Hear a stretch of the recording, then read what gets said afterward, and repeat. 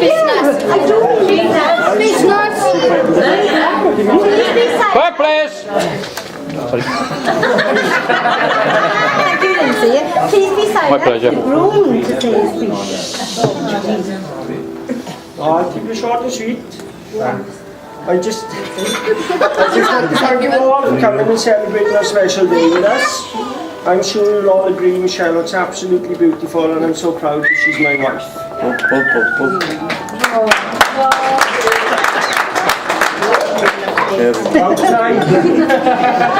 I'd also like to say some special thank yous as well. First and foremost to both sets of our wonderful parents for making this special day happen with their contribution to our wedding. So thank you both, Mum and Dad.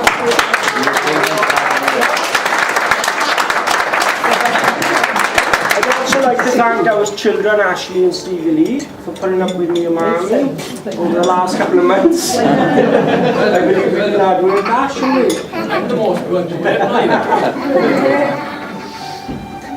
And also, I'd like to thank our bridesmaids as well, Anna, Kelly, and my sister Karina for helping. Yeah, that's coming. Sorry. I'd also like to thank our sisters then, I should say, sorry. Anna, Karina and Kelly for helping with their contributions to our special day as well. And also I'd like to thank our special bridesmaids as well. Claire, Anna, Kelly, Tammy, Lexi and Stevie, who all looks absolutely beautiful. And I'd also like to thank our groomsmen as well, our Ashley, John, Luke, and our little Fletcher over there. Wherever he's gone, but he's gone. Could be anywhere. Under the table. And also, I'd just like to say a special thank you to, I know most of you are probably looking at this table and thinking, the best man's a woman. Yes, you're right. I like to be the thorn between two roses, and that's exactly what I am today. I'm both honoured and privileged that Michelle's my wife, and I'm so proud that she's my wife. And I'm also honoured and privileged to have such a special friend in Sue Lloyd, who we've run together both in work and relationships and outside of work, and she's absolutely amazing. My extended thanks also go to people who are not here with us today, but have really helped with the wedding preparations. Janet Gibb, for those who know her, who've done a marvellous job on all the bridesmaids' dresses and Michelle's dress as well, and also my mother-in-law's dress. Thank God the tears have stopped. And also to a friend of ours who became a friend of ours to help him do the bouquets. We've done a marvellous job on all the bridesmaids' bouquets as well, Justine. So without further delay, I'd like to pass you on to my best man now, who would like to say a few words. And thank you very much and enjoy the rest of the day and evening. Thank you all.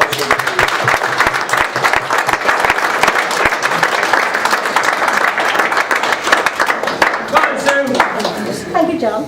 There's a little tester first, before we do anything, and before any speeches are made. Down!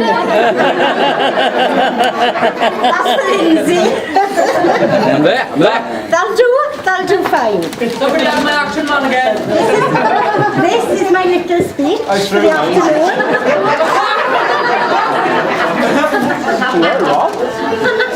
I don't know what it is. Only a little one. I'd like to say good afternoon and welcome to you all. Any matches? We are all here to celebrate Michelle and Steve's big day. You will be glad to hear I am one of the final obstacles between you and letting your hair down with music and alcohol. My journey to being best man has not exactly been easy. To be fair to Steve, he did not have an easy task in choosing his best man. The competition was fierce. The reason for this was he asked his most handsome friend, but he declined gracefully. Then he asked his most intelligent friend, who also declined. Feeling disheartened, Steve asked his most trusted friend, and yes, you've guessed it, I said yes. By the way, in case you have noticed, I'm not really a man, but you could say Steve's best mate. That you are. Steve and I first met roughly 9 years ago. We had both been successful in our job applications for a community post after coming from a hospital background. From that first day of meeting at our induction, we both knew we would become good friends, but neither of us knew exactly how good our friendship would be. After Steve had asked me to be best man, I felt truly humbled, but sheer panic crept in. Oh heck, I thought I got to say something half decent about him.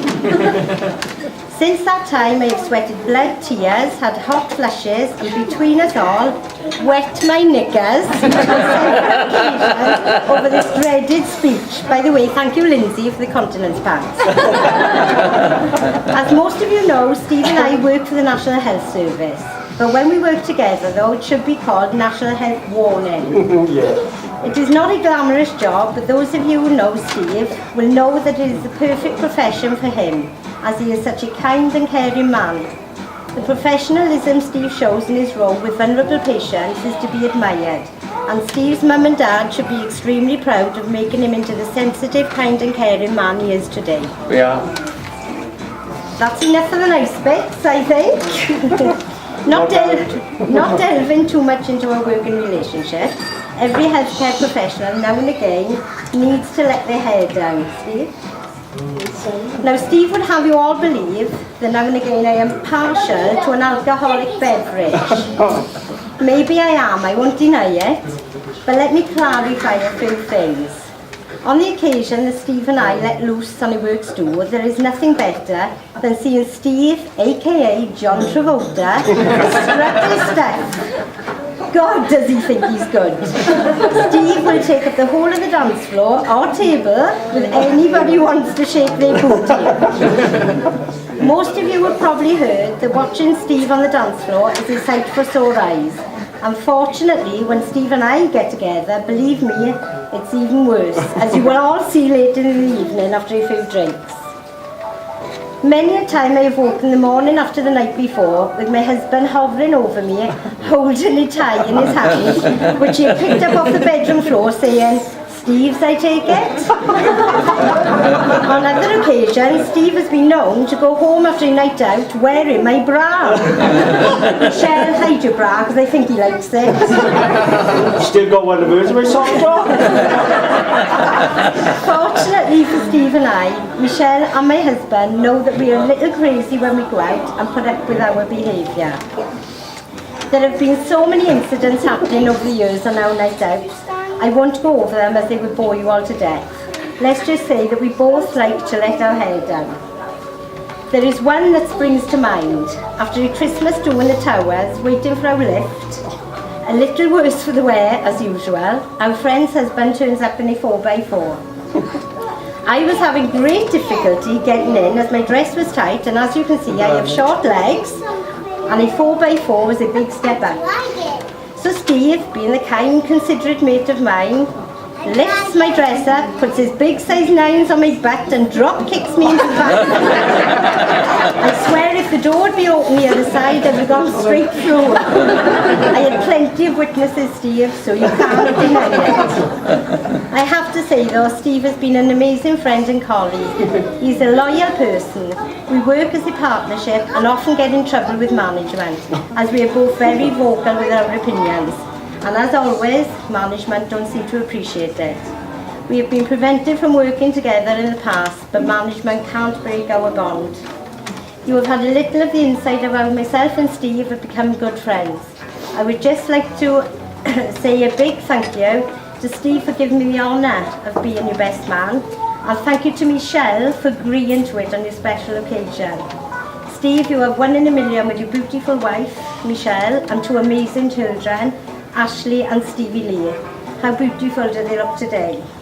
I hope you have a long, happy and healthy marriage, and I wish you all the best for your future together. Ladies and gentlemen, please raise your glasses for the bride and groom, Michelle and Steve.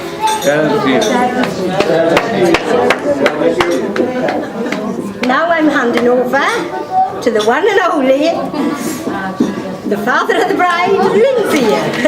Thank you. Thank you. Thank you, fine.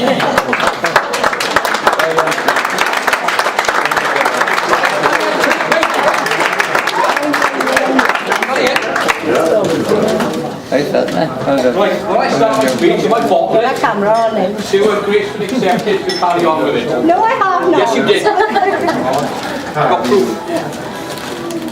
It's going to be short and sweet anyway. Like a big writing, sorry. It's entitled Short Speech. Let's start from the beginning. Where? There's somebody talking in the background there?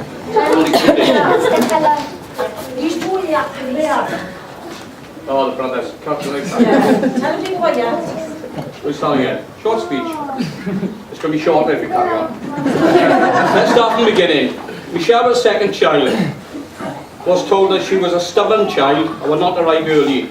So I was sent home from the hospital only to have a phone call to say she sneaked out. Which is true. Along came another child, Kelly, who made an entrance on time. Yet another girl, did the haunted words, which she didn't remember. Never mind, love, we can always try again. And I had the in my arms. That's a fact. Yeah, right. If I listened to my wife, then Michelle would have had to pick from possibly 8 or more sisters as a bridesmaids. And that's true. She would have called me after every night shift. All the little angels had more school friends stopping over them most nights, and they felt as if we were overrun with girls at times. Claire Murphy was Michelle's pet. Louise, a Tara Bulldog.